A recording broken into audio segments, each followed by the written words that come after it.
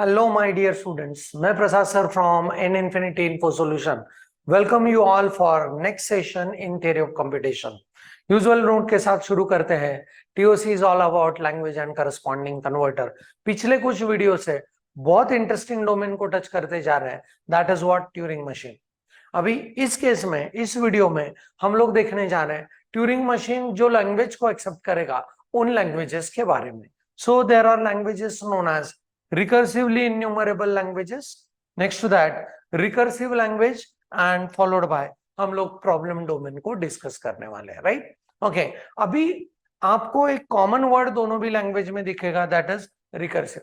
हम लोग जब प्रॉब्लम सॉल्व कर रहे थे तो उस टाइम पे भी आपने वो इटरेटिव मूवमेंट हर प्रॉब्लम में देखा होगा. मतलब फॉर एग्जाम्पल हम लोगों को अगर मैचिंग करना है पैलिंड्रोम के केस में, right?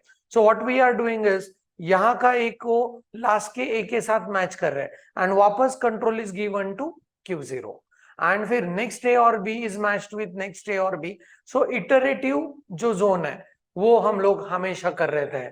So you will find that both the languages supported by Turing machines has got the word as what recursive into it.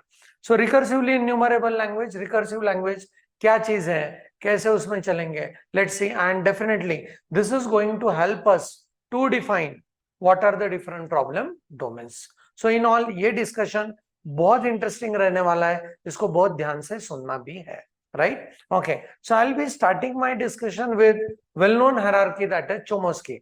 ये पहले यूनिट से हम लोग देखते आ रहे हैं, right? And this is all the entire basics of we can say theory of computations, right?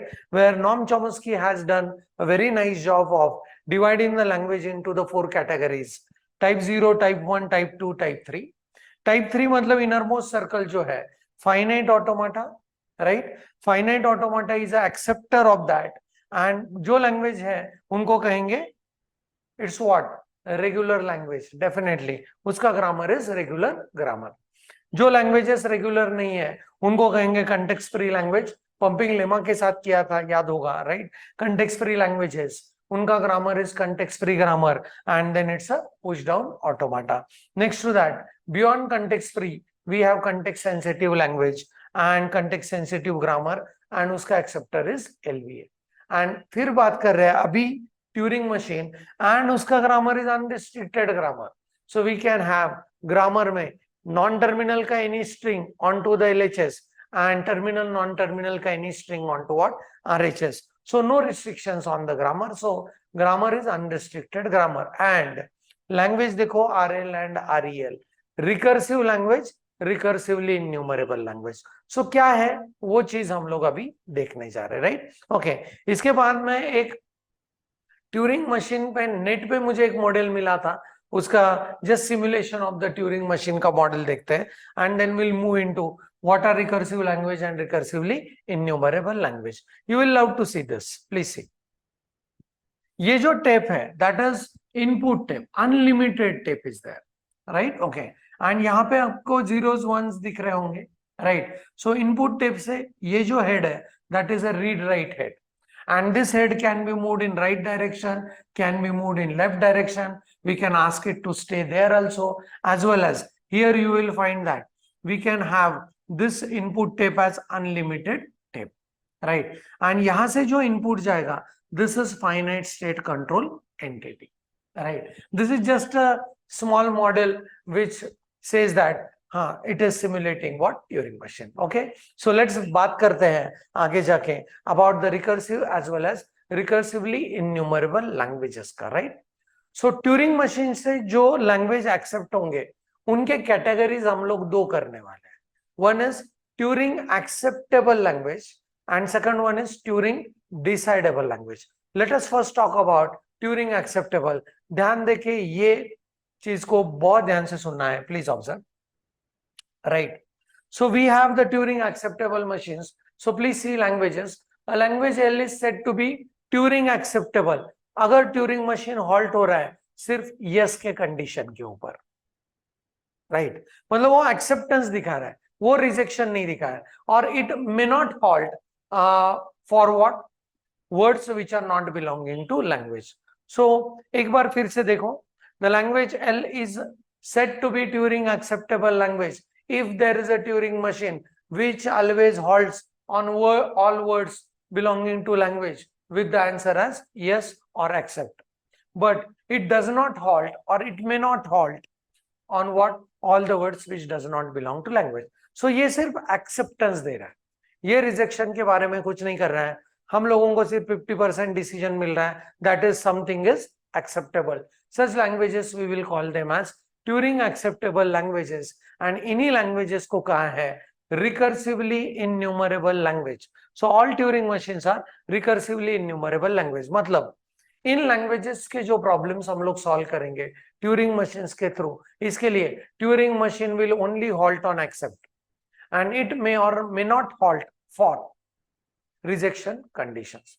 ये it may और may not halt for rejection, ये ट्यूरिंग मशीन का हॉल्टिंग का प्रॉब्लम है, वो हम लोग आगे की किसी वीडियो सेशन में देखने ही वाले हैं, राइट. बट जहां पे एक्सेप्टेंस के लिए रुक रहा है बट रिजेक्शन के लिए मशीन हॉल्ट नहीं हो रहा है, such kind of languages are known as Turing acceptable language, and those language are known as recursively enumerable language, right? So Turing acceptable he recursively enumerable language है. अभी दूसरा variation क्या हो सकता है आप गेस कर सकते हो. सो जो ट्यूरिंग मशीन एक्सेप्टेंस के लिए भी, मतलब all words belonging to language के लिए भी एक्सेप्टेंस देने के बाद भी हॉल्ट करेगा, as well as the word if it is not belonging to language, उसके लिए भी वो halt ही करेगा by saying what? Rejection. Such kind of machines are known as decidable machine, क्योंकि पूरा डिसीजन दे रहा है 100%, right? Okay, so next one is, please observe, decidable. The language L is said to be Turing decidable language if we are able to develop the Turing machine which halts, always halts on word belonging to language and with the answer as yes or accept, and if word does not belong to language then also it halts with the answer as no or reject. Such kind of languages are known as Turing decidable language, and Turing decidable language को ही कहेंगे हम लोग recursive language.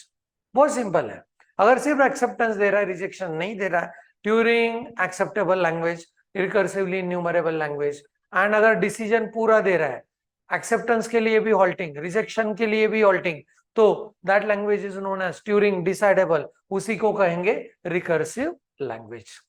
Simple definition, right? And इनमें कभी कभी difference between recursive language and recursively enumerable language ऐसे आता है, तो you can very well write it very nicely, right?